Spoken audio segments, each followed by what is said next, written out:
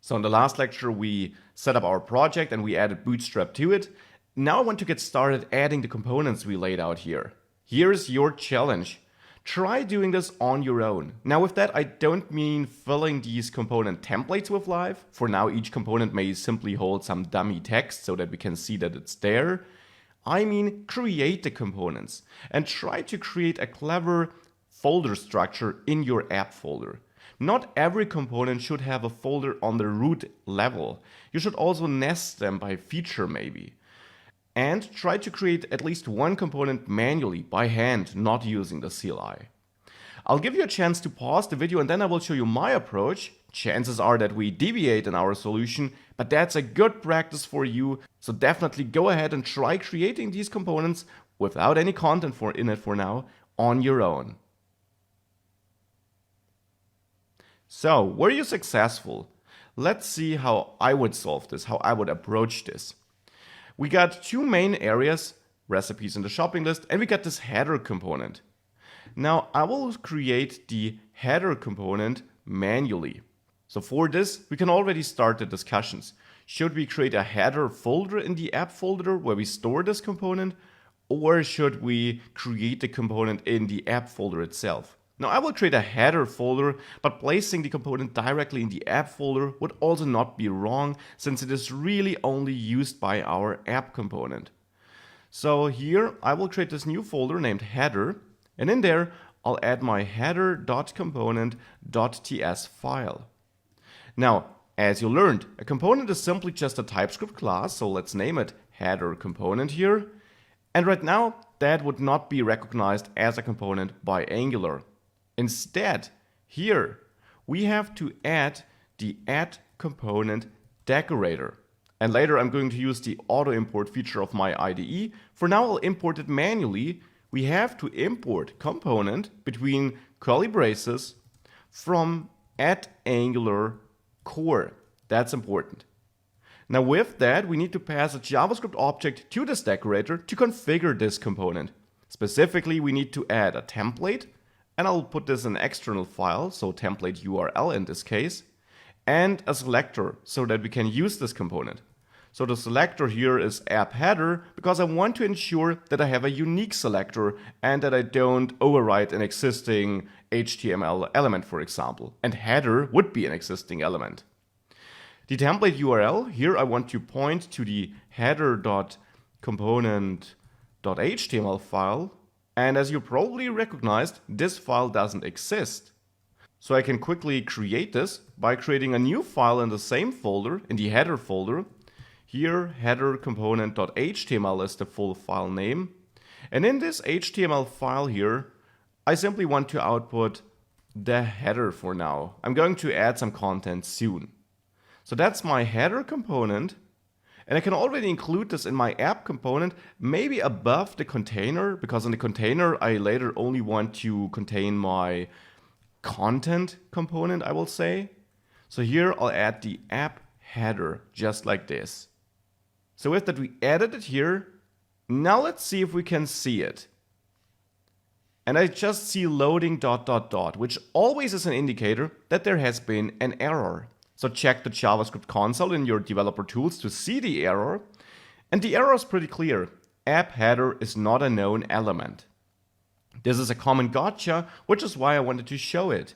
Why is it not known? We added it here and we set up the selector here, right? Well, remember, you have to register all the features you're going to use in the app module. And since we didn't use the CLI to create this component, it wasn't added there automatically. So we have to add it manually to our declarations array. And that means we also have to add the import. So we should import header component from, and now pointing to the header folder, and then in there the header component file without the file extension. So that now unlocks the header component in our app. And if we save this, now we see the header. Now that's not pretty. We're going to change this soon, but we can see that it is working. Now let's move on to adding all the other components with the CLI for now. So we had a couple of components we wanted to add, and I will use the ng generate command or just ngg as a shortcut. And then we want to generate a component or just C as a shortcut. And the first component I want to add is the recipes component for this recipes feature area. I'll add spec false to prevent the creation of a testing file, which I don't need. So with that, we get a new folder in our app folder, the recipes folder, which holds our recipes component. That is great. Now, this will be our overall recipes feature component. And that actually is a component I didn't sketch out here. Here we only have recipe list, item, and detail. Now you could also just work with these, but I want to create a setup where I have a list on the left, let's say, and if I click an item, the detail component is displayed on the right. So I will need an overall component holding both. Now that is an optional setup. You can also go with another one where the detail is somehow embedded into the list component. I chose to create this overall component. Now besides that, I will go ahead and create the other components though. So besides recipes, I will also now create the recipe list component as laid out on the slides. Now here, I don't want to create the recipe list on the or inside the app folder though, which is the default behavior by the CLI if I now would hit enter.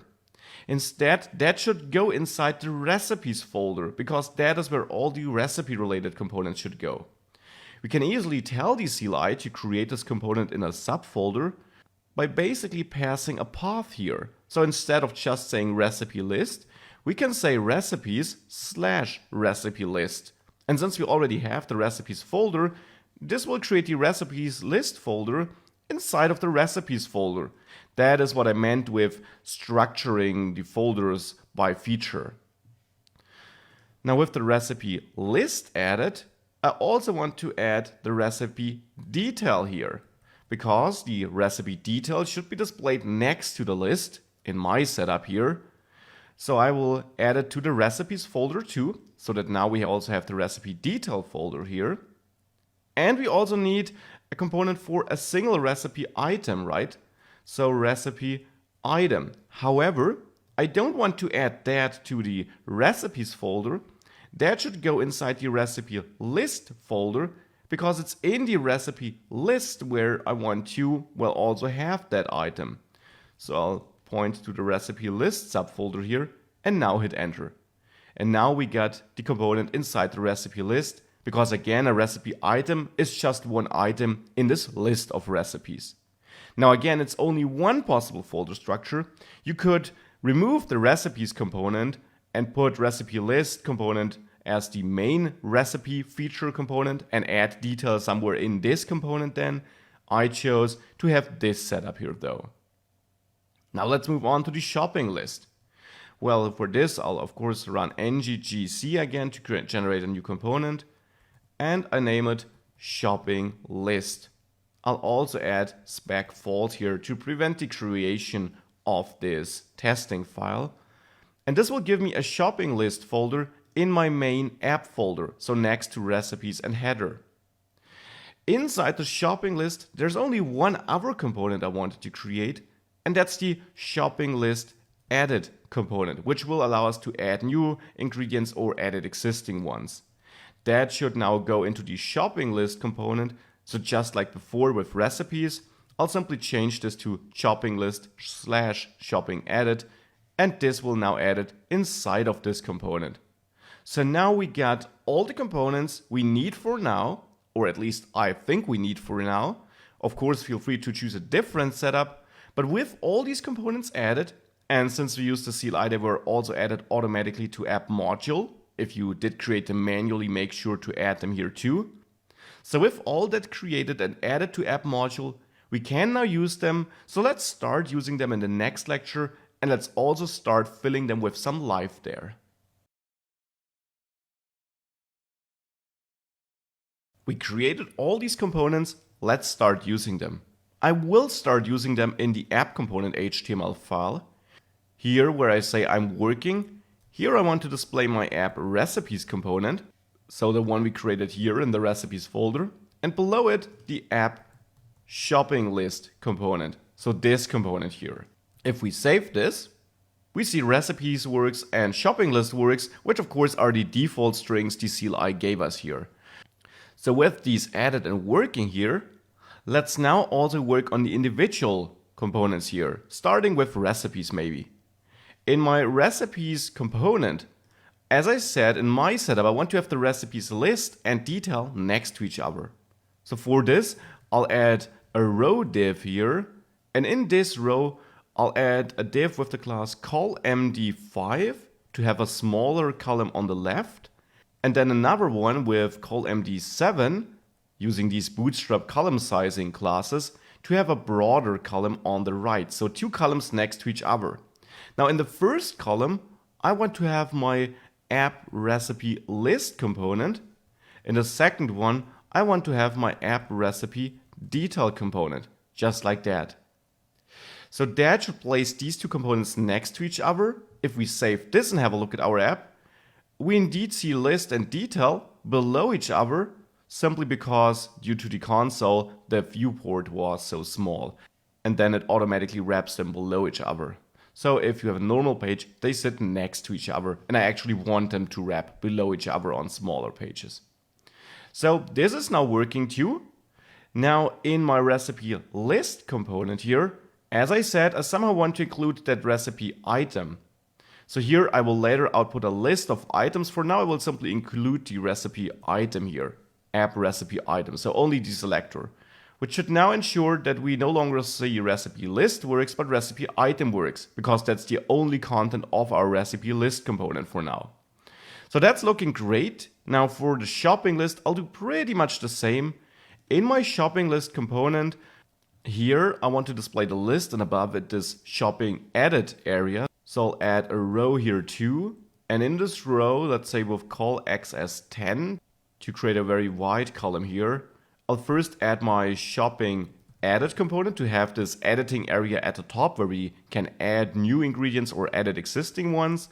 And then I want to have a horizontal line here and somehow output my list below this. So that is the rough setup I want to have in this component. So it should work like this. That will be the recipe list component later on. We're going to fill this with more life, but for now, I'm very happy with how that looks. Talking about how it looks, the header really kind of destroys our whole layout here. So let's work on the header in the next lecture, and let's actually bring it into its almost final form already.